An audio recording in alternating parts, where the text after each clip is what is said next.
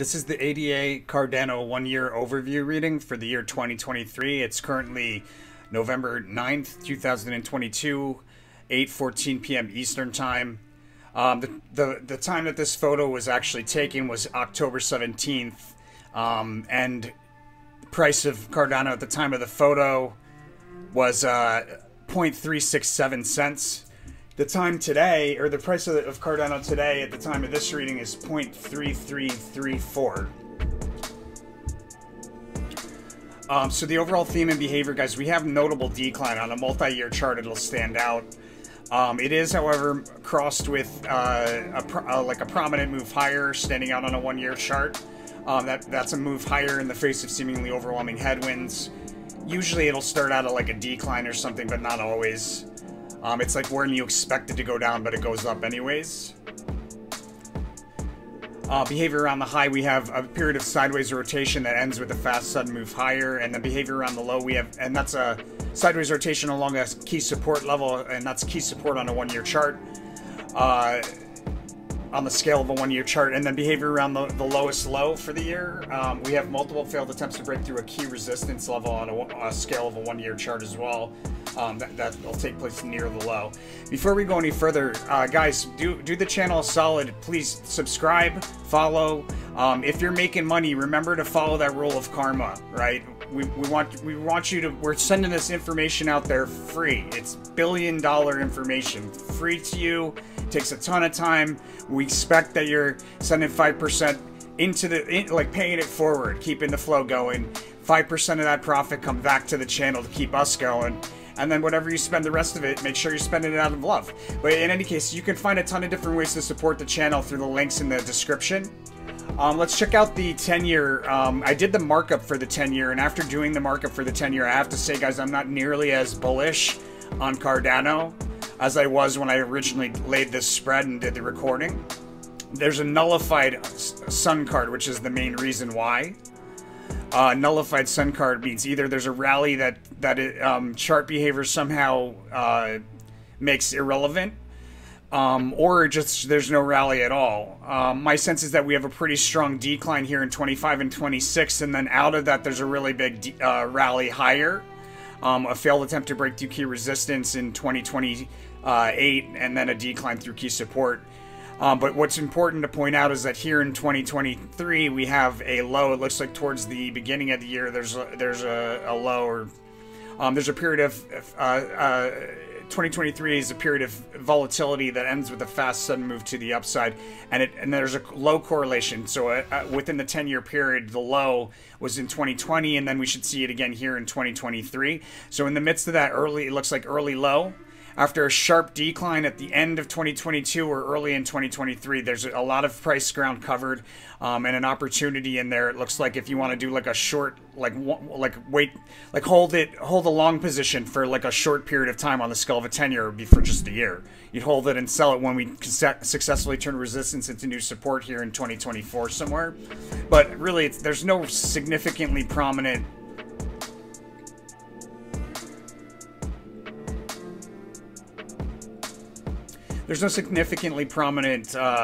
like trade opportunity that I can see. However, here at a low in the beginning of 2020,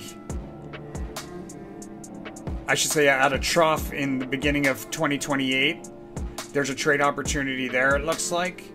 Because the following 10-year period, we have from the bottom of range, we move all the way to the top of range, starting out of a decline. So there could be some bullish behavior in the following 10 years, especially because this notable drop here is a fool card. The fool card really does represent a lot of opportunity. So, but with that said, guys, there's a low here in 2023, and we should see a bunch of volatility ending with a fast sudden move to the upside. It really does look like that. We've got a drop here from a high, so let's get into it. In early January, oh, and by the way, these four clusters, each of these four clusters represents generalized behavior of 1 month out of the year. So this is January. Early January, we have a correlation to a prominent high for the year. We'll move higher, standing out on a one-year chart, and then we'll do a full retracement of that move back down, creating kind of like a triangle that'll stand out on a one-year chart. We have a decline off of that peak from the triangular behavior, a decline down to a low, and that decline increases with momentum as we move forward into the low, and then there's 3 crisscrosses back and forth through the same price level around the month's low for January, followed by a move higher to a crest in the last week of January. And from that crest in the last week of January, we fall pretty notably. That crest is an opportunity, and we fall pretty notably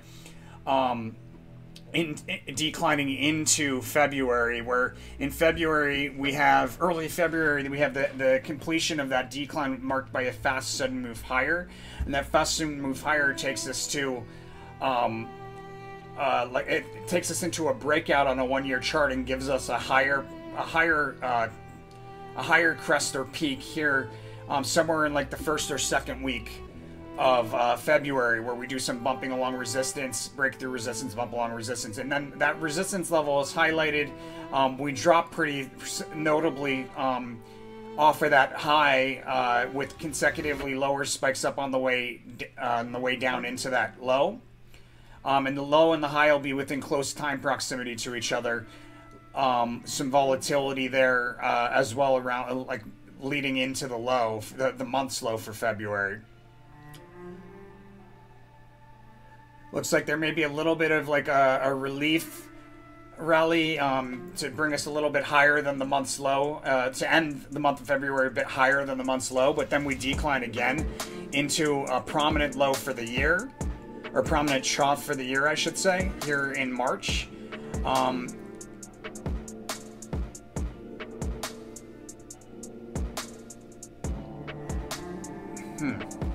Matter of fact, it looks like we have a breakout in early March, and then we fall pretty hard from the high in March. After 3 pokes through the same price level, we fall pretty hard from the high in March, or from a month's high in March, a March high, I should say. And from that 3rd poke, we fall pretty hard into a prominent low for the year here in late March. So it looks like we have a pretty prominent low or prominent trough here in mid-February, and then another one in late March. There may be another little bit of a relief here. I don't think so. I think we probably just continue declining into an even more prominent low here in early April. There's a cash out opportunity there for short position.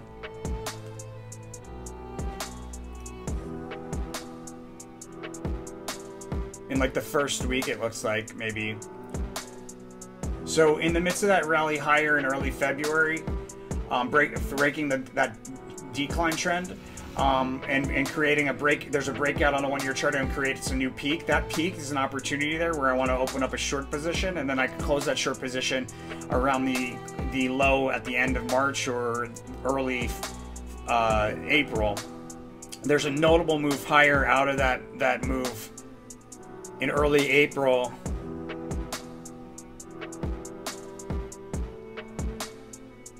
Yeah, there's a pretty significant drop there, guys.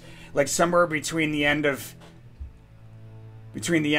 March and early April, there's a significant drop, and then a pretty big move out of that prominent low for the year, out of oversold territory to reach the month of April's crest or high, and it looks like that's somewhere.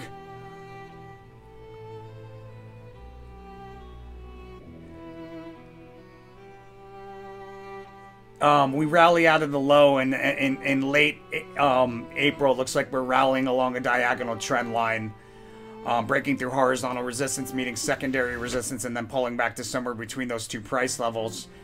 I don't think that high takes us higher than the previous highs that we've seen. It's just more like a prominent crest, or it'll stand out, you know. But then we fall. The rally continues into early May, but then we fall. It's kind of like a retracement of whatever rally we see in early May. We have a retracement off of the month's high in May. So there's a trade opportunity at the low in probably like the 2nd week of April to open a long position, and then a trade opportunity to close that long position. Or something to do with Senate is highlighted, and there's a trade opportunity at kind of like a peaky type of crest here in May. And then we decline, right? And out of that decline, there's a notable move higher from the bottom of a range, from a significant support on a one-year chart here. From the bottom of a range to the, we move to the top of a range out of that decline, right? That rally continues into early June, but that rally in June taking us to another another prominent high for the year. That rally offers an opportunity to open up a short position. It looks like that rally takes us into like probably late June is where we see a high. Late June, early July, there's a high there. I don't believe it's a higher high. I believe it's the same high that we saw, possibly.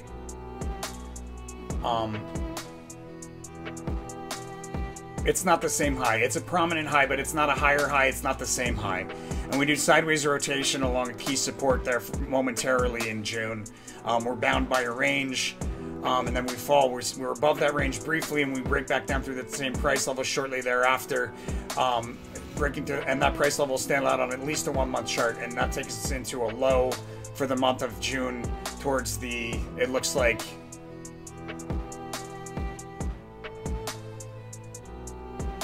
towards the end of June.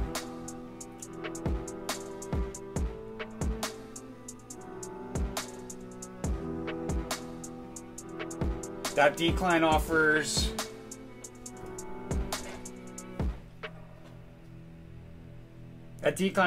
an opportunity to open up another long position.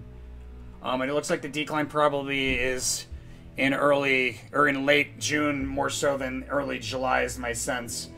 And then we rally with sideways fluctuations out of the month's low for July, increasing in bullish momentum.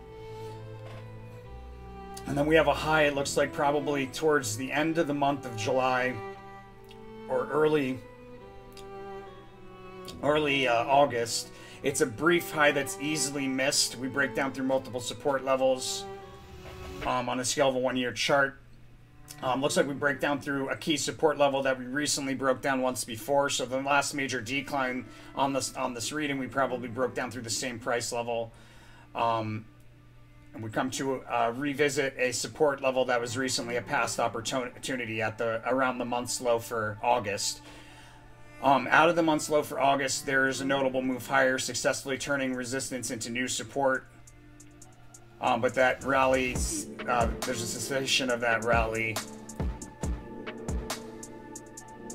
Looks like that when we start to decline through that, and we go through that support level that we recently broke through once before, there's something to do with a male ruler pulling out of the public view or pulling out of position somewhere around like August or early September. We have a prominent move to the upside to reach the month's high for September.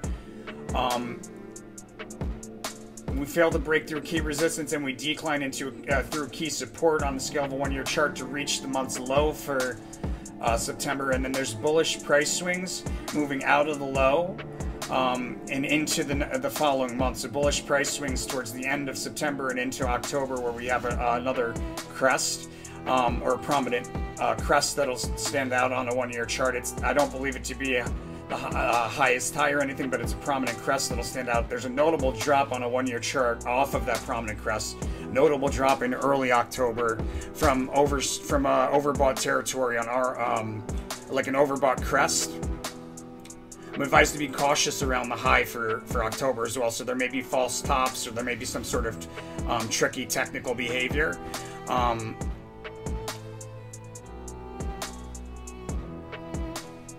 Looks like we come to a trough, so we sell pretty notably from that crest in early October.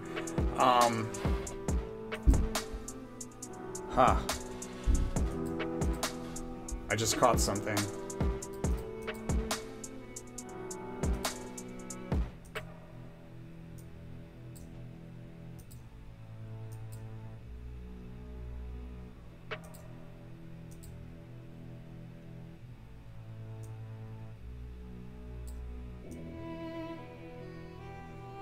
I'm advised to buy protection around the high that we see in early October. I'm advised to buy protection. Looks like there's a notable decline and a prominent low that follows. So we go from a crest in October, an overbought crest in October. We sell down to and through a support level that's important and it'll stand out on a 1-year chart. And we do a U-shaped reversal, creating a trough there in late October, and then reuse that support as support.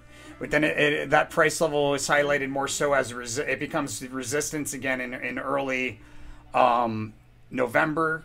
We fall pretty hard from that resistance in early November, and a bit of volatility to reach a prominent low for the year. Again, a prominent low, it'll stand out. Not the lowest low necessarily, but a prominent low for the year here. And then there's a notable move out of that low in late November, like a intentional fake out, reaching for probably a highest high, most likely a highest high for the year here.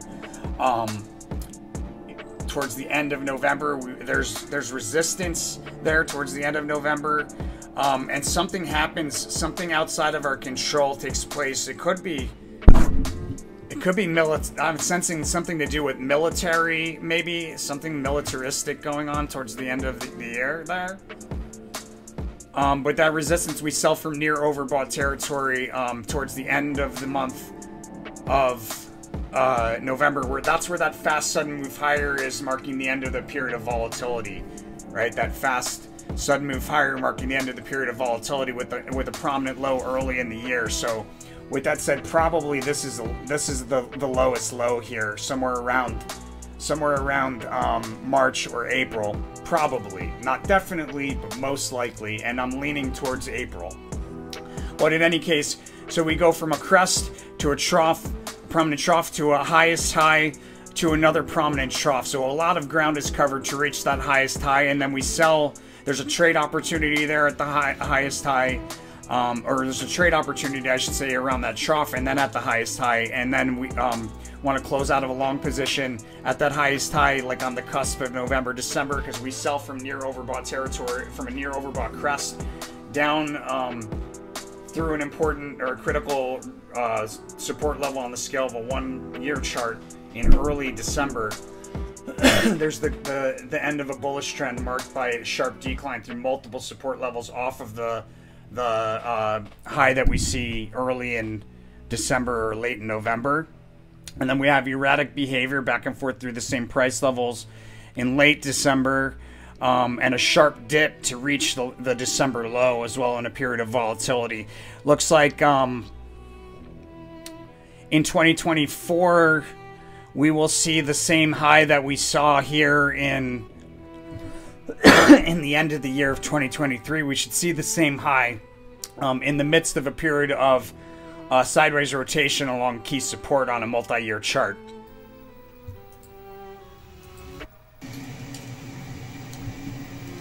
Is the highest high for ADA in late January, early February.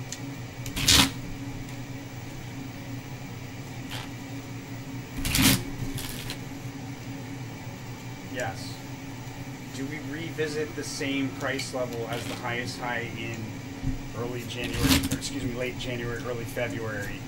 Do we revisit that price level around the cusp of November, December?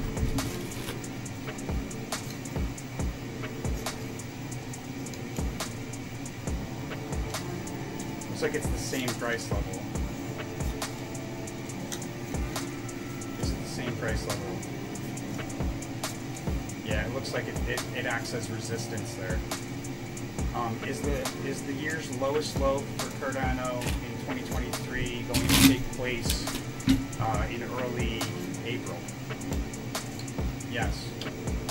Is the price level of the lowest low in early April for Cardano in 2023 the same price level as the low that we see in late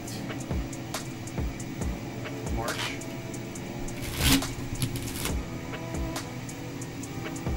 No. Is the low that we see in April a lower price level?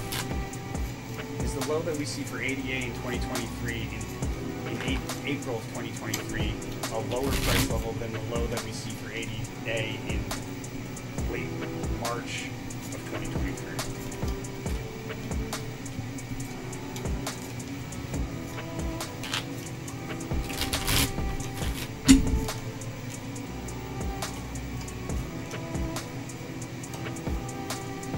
Yes.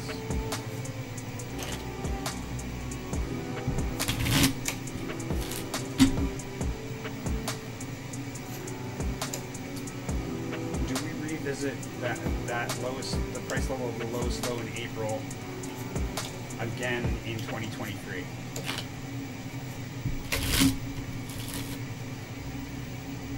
No.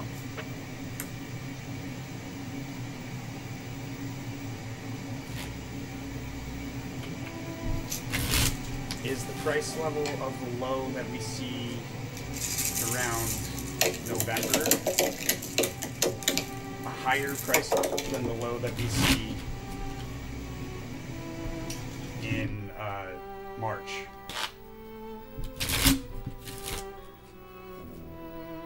Yes. All right, so, oh, and one more. Is the high that I see in 2024 a higher high than the highest high price level of 2023?